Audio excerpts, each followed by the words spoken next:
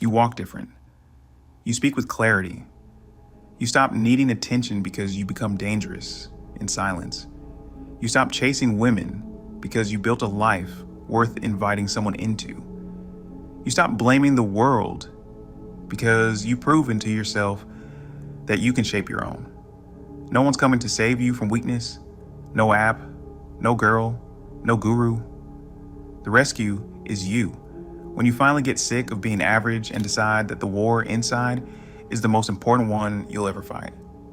You can lift weights, you can make money, but if you can't control your cravings, your urges, your impulses, then you're still not in charge. You're still a slave to the lowest part of yourself. Let me be clear. This isn't about being perfect. It's about direction. It's about fighting your vices like a man, not making excuses like a child. It's about falling short today and still showing up tomorrow. Discipline is not a feeling. It's a commitment. And the good news, every man can build it. You don't need special genetics. You don't need a monk's lifestyle. You need pain. Yes, pain. You need to feel the burn of resistance and stay in it. You need to watch your mind scream for comfort and deny it, because that's the training ground of warriors. Think of all the men you respect, the legends, the leaders, the dangerous ones. They all mastered this. They knew how to say no to pleasure, to laziness, to distraction. And in saying no to the world, they said yes to greatness. You can too, but only if you stop wasting your fire on things that don't build you. Most men waste their strength before the sun even rises. They sit in silence, alone, lost in their thoughts, but instead of building discipline, they burn it. They choose the cheap high, the quick release, the instant pleasure that leaves them hollow afterward. And they wonder why they feel weak, why they have no fire, why their dreams feel so far away. Let me say it straight. The man who cannot control himself will never control his life. You might not want to hear it, but every time you give in to temptation, whether it's chasing pixels on a screen, binging distractions, or living only for comfort, you trade your potential for a moment of escape. That's not just weakness. That's sabotage. And we're not talking about morality here. We're talking about power. Self-control is the backbone of masculine power. It's what separates boys from men. It's what turns chaotic energy into focused energy. It's what transforms frustration into fuel, desire into drive, and loneliness into leadership. Most modern men are starving for purpose, but gorging on comfort. They're looking for confidence in self-help videos, hoping for motivation to save them from the mirror. But real confidence doesn't come from feeling good. It comes from knowing you could have slipped and didn't. Every day, you choose not to give in. You build a part of yourself that no one can take from you. That's strength. That's grit. That's how men are forged. Not in moments of glory, but in the unseen battles when no one is watching. You think the world is unfair? Good. That's your invitation. Because the unfair world is where disciplined men rise. You ever see a man walk into a room and everyone just respects him without him saying a word? That's not luck. That's the presence of a man who has tamed his instincts. The kind of man who doesn't need to bark to command respect. His energy says everything. He's not desperate. He's not seeking validation. He's in control. And that control starts in private, in the habits no one sees, in the decisions you make when it's just you and your weakness. You either feed it or you fight it. Let's talk about the real cost of giving in, because it's not just about a single habit. It leaks into everything. Your posture gets weaker. Your drive fades. Your goals feel less urgent. You start making peace with mediocrity. And worst of all, you stop trusting yourself, because deep down, you know what you're capable of. And when you constantly betray that vision, piece by piece, you lose faith in the man you're becoming. But when you resist, when you delay gratification, when you master the storm inside, you earn your own respect. And that changes everything. There's a silent war happening every single day, and most men are losing it. They're not losing it on the battlefield. They're losing it in their bedrooms, in their minds, in the late night scroll sessions, the cravings they can't resist, and the emotions they let control them like puppets. Every time a man gives in to a fleeting impulse, he trades long-term power for short-term comfort. And that's the trade that builds a weak life.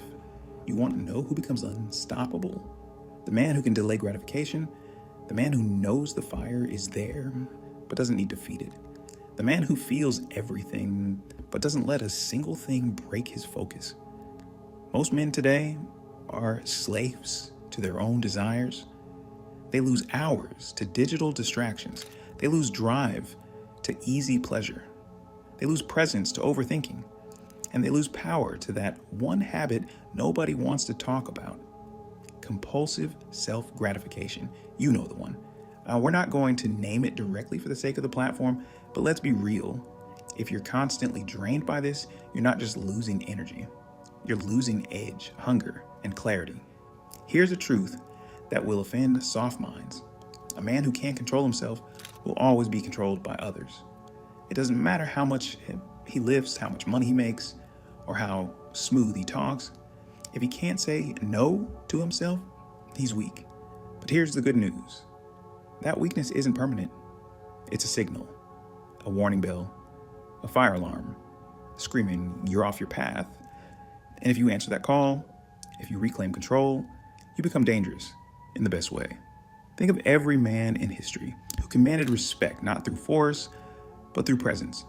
Marcus Aurelius, Miyamoto Musashi, Jocko Willink. These men mastered one thing first: themselves. Their anger didn't speak for them. Their urges didn't hijack them. Their emotions didn't make decisions. They stood rooted like mountains while storms passed. In a world of oversharing, overreacting, and overindulging, the man who stays composed becomes rare. And what's rare becomes valuable. You see, control isn't about being emotionless. It's about owning your reactions. When a man is in full control, he doesn't need to shout to be heard. He doesn't need to prove he's powerful. He walks into a room and people feel it. It's in his posture, his calm eyes, his delayed response, his discipline. Let's talk about the physical side of it too. When you consistently waste your life force for a quick hit of dopamine, you weaken your nervous system. You train your brain to expect ease, not challenge. You kill your ability to sit with discomfort. That habit chips away at your presence, your energy, and your aggression. The good kind of aggression. The fire that builds empires. Now, does this mean you become some monk who never smiles or touches his phone? Number. It means you create standards for yourself. You say, "I don't do that anymore," and you mean it. You train your discipline like a weapon. You cut out the habits that steal your power one at a time. And in their place, you build habits that multiply it. Wake up early, train hard, read real books, eat clean, sit in silence. Finish what you start. Build something with your hands. Fight your impulses until you are the one in charge again. Control creates gravity. The more disciplined you are, the more people feel drawn to your energy without knowing why. They can sense your order, your certainty, your stillness in chaos. This is how you stop being average. This is how you stop being soft. This is how you stop being invisible. And make no mistake, men who can't control themselves stay invisible. You'll never dominate your world until you dominate your inner world. There's a reason high-level athletes, soldiers, CEOs, and ancient warriors all shared one trait: restraint. They didn't chase every feeling. They controlled their schedules, their breathing, their tempers, their inputs. They built themselves like fortresses because they knew the world isn't gentle, and the only way to win is to be tougher than life. But here's the twist. True control isn't loud. It's not flashy. It's subtle, silent. It's you walking past distractions without flinching. It's you saying no when every part of you wants to say yes. It's you choosing growth over gratification every time. You want freedom? Then earn it. You want peace?